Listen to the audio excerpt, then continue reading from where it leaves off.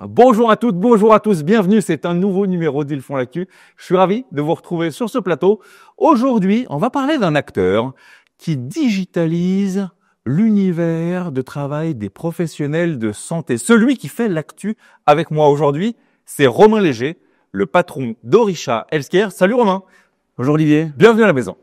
Enchanté, ravi. Je suis content de t'avoir. On va enfin parler de ça parce qu'en fait, c'est vrai qu'on n'en parle pas souvent sur ce plateau. C'est un métier passionnant. C'est la digitalisation des entreprises. Ça nous occupe tous les jours. Mais toi, c'est verticalisé dans le domaine de la santé. Avant ça, bon, tu sais, j'aime bien savoir à qui j'ai affaire. Est-ce que tu peux me dire quel homme tu es? J'ai 41 ans. Ouais. Déjà, je t'en dois beaucoup. Que moi. Ouais, je suis marié et j'ai une petite fille. On a une petite fille de 6 ans.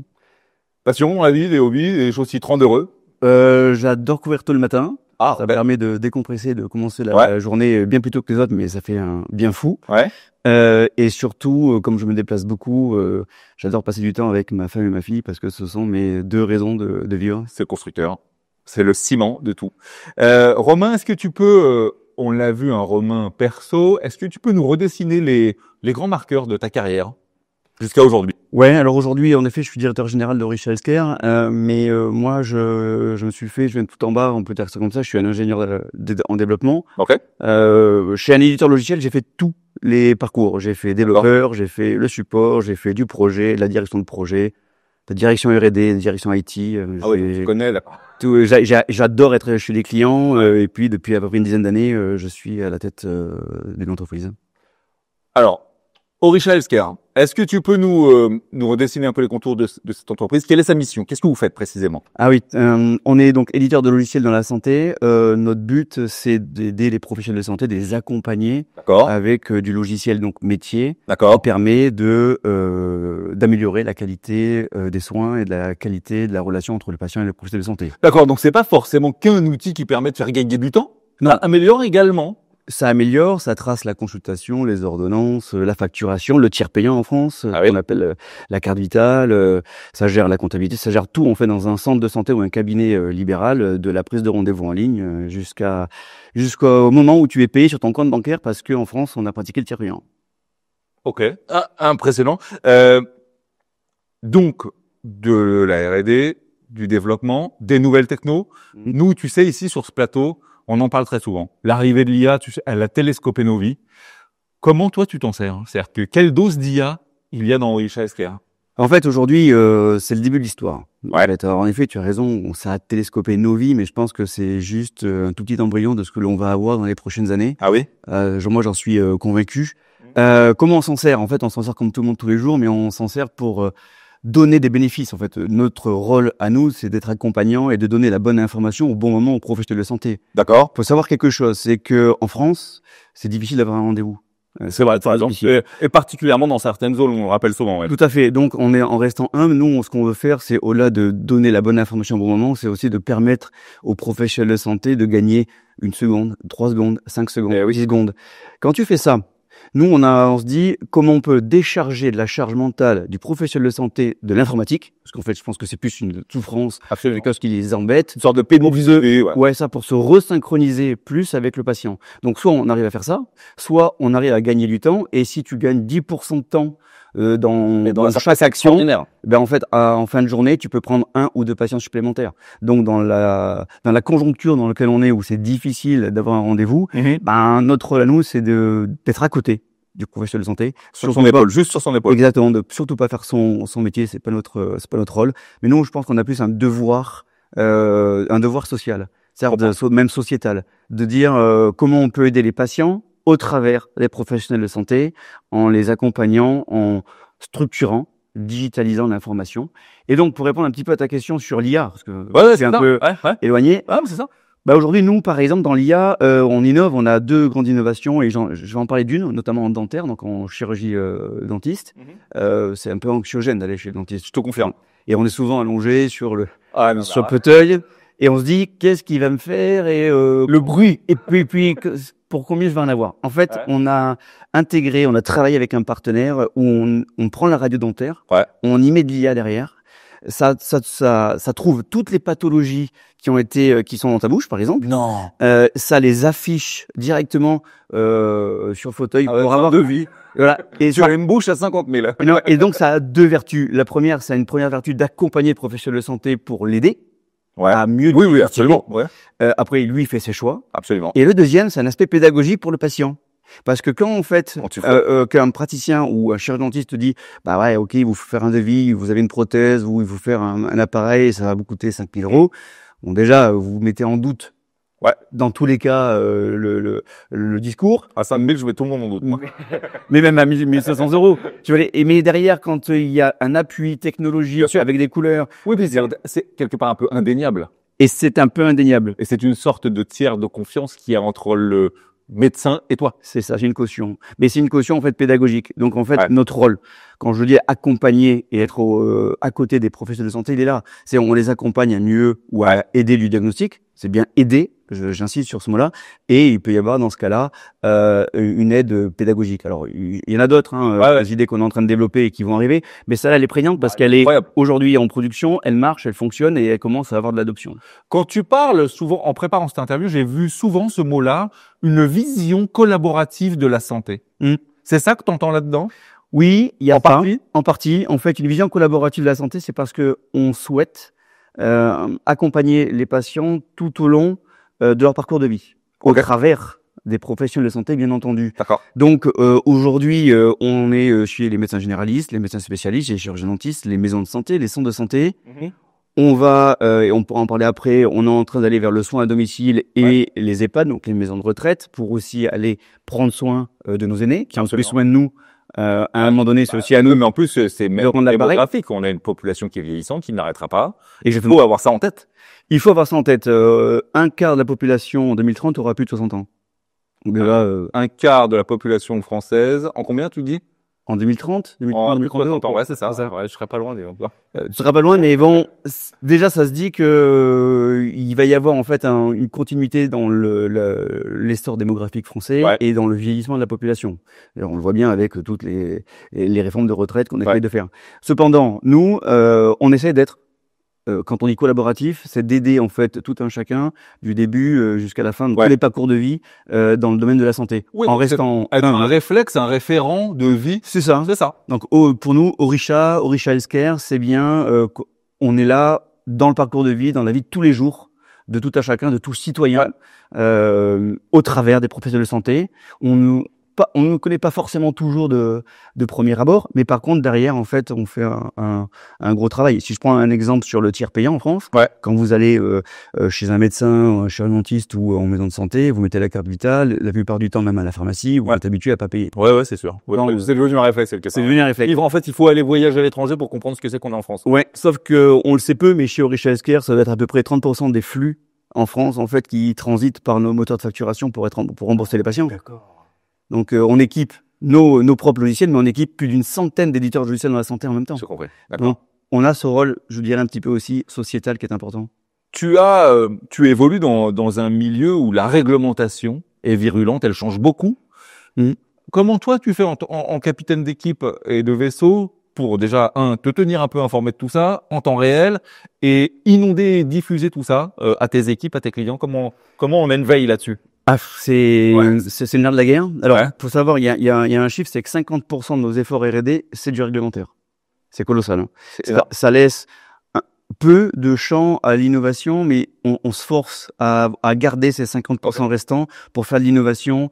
Et une partie de réglementaire et on se met à la page, et une autre partie pour développer. De toute façon, vous n'avez pas le choix en France, puisque un logiciel médical de santé ne peut pas être mis sur le marché en commercialisation s'il n'a pas tous les labels et les certifications. Ce qui paraît un peu normal quelque part. Ce qui paraît un peu normal. Cependant, comment on se maintient up-to-date dans la législation? Bon, on a des équipes, on a donc ce qu'on appelle des chefs produits, des analystes qui, eux, screenent, regardent constamment tout ce qui se passe sur le journal officiel, sur les textes de loi, sur ce qui arrive.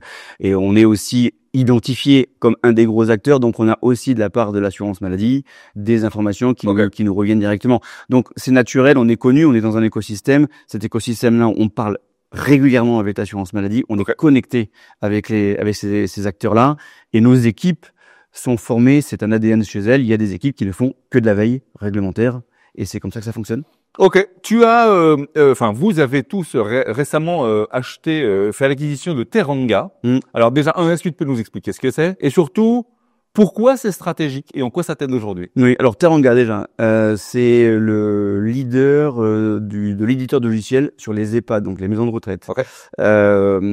Pourquoi on a fait l'acquisition de Teranga? Parce que 6 mois auparavant, on avait fait l'acquisition d'une société qui s'appelle Must Informatique, qui fait aussi du prestataire de soins à domicile. Tout à l'heure, je l'ai expliqué, on fait de la médecine de ville et j'avais une stratégie, je l'ai toujours d'ailleurs, de développer en fait le cycle de vie, le parcours de vie du patient. Ouais.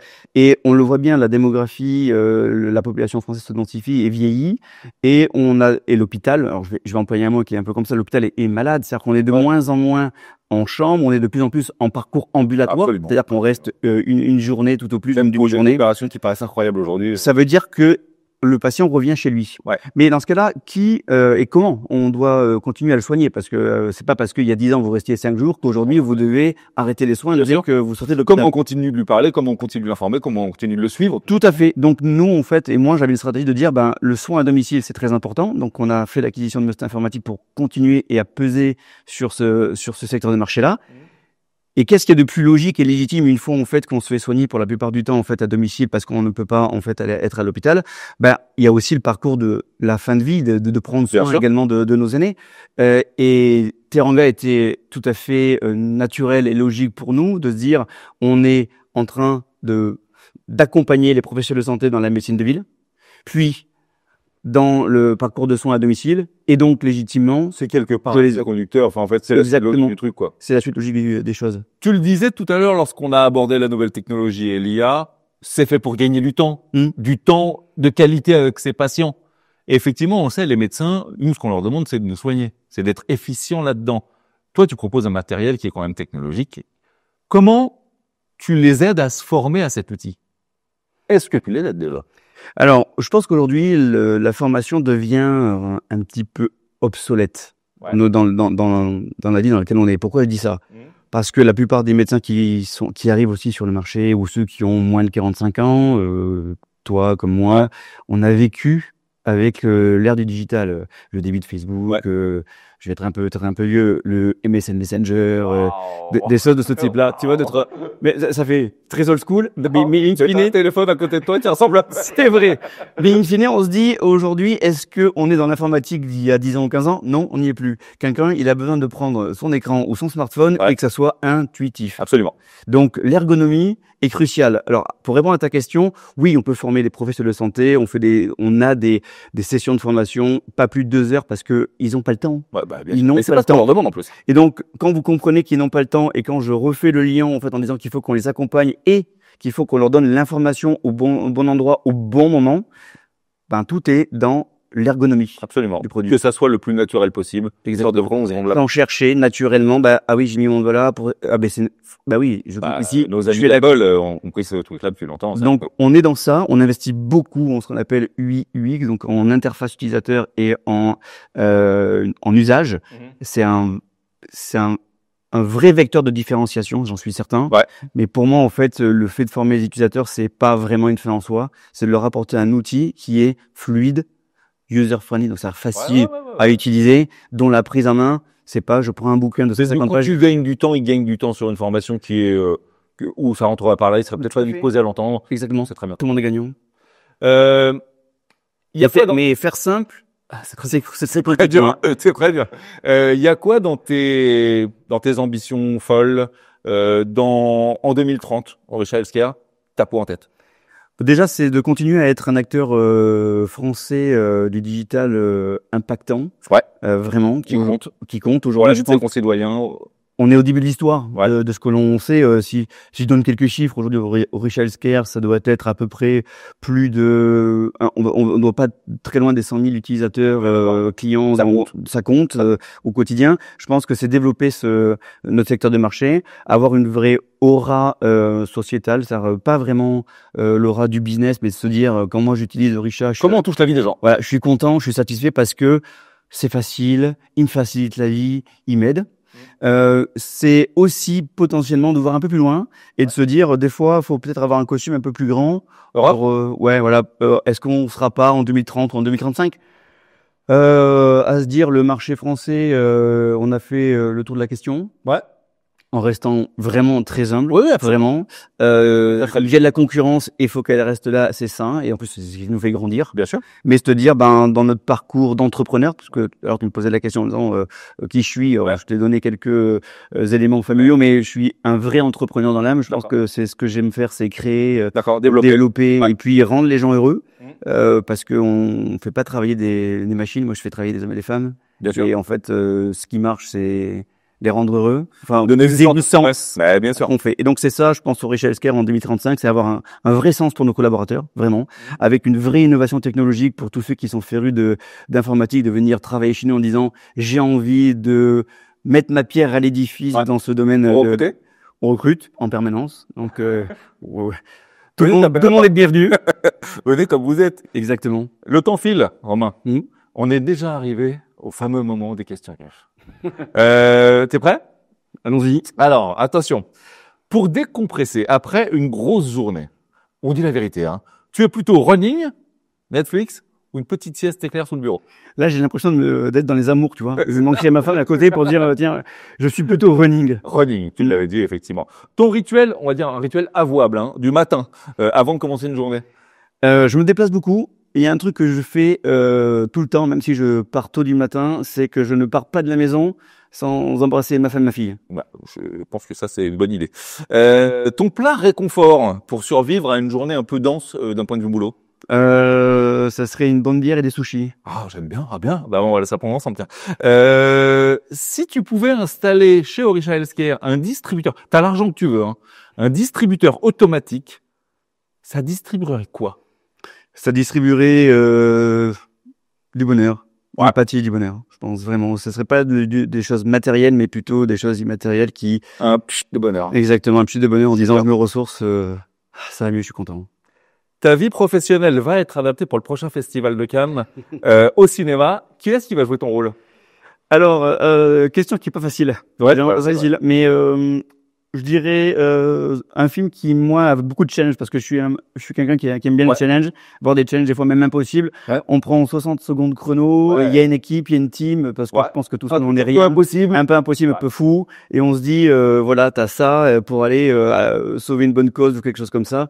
Je pense que je m'y repérerais bien dans ce genre de. Ça te va bien? Ouais, ça me va bien. Je pense que ça m'irait bien. Merci Romain d'avoir passé ce temps avec nous. On y voit maintenant plus clair sur ce que tu fais. Et comme tu le disais, il y a ce qu'on voit puis il y a ce qu'on voit pas. Parce que vous aidez vraiment sur les professionnels de santé. Tu repasses quand tu veux, tu es chez toi ici. Ah, merci Olivier. Vous qui nous regardez, on va vous mettre toutes les informations autour de cette vidéo pour les contacter. Ils recrutent, hein, donc n'hésitez pas. Et puis même pour prendre de l'information, vous êtes professionnel de santé. Eh bien, vous les intéressez et ils s'intéressent à vous. Nous, on se retrouve très vite pour une prochaine émission d'Ils font l'actu. D'ici là, tâchez d'être heureux. Il en parle vraiment. Parce que le reste, ça suit toujours. Bye bye.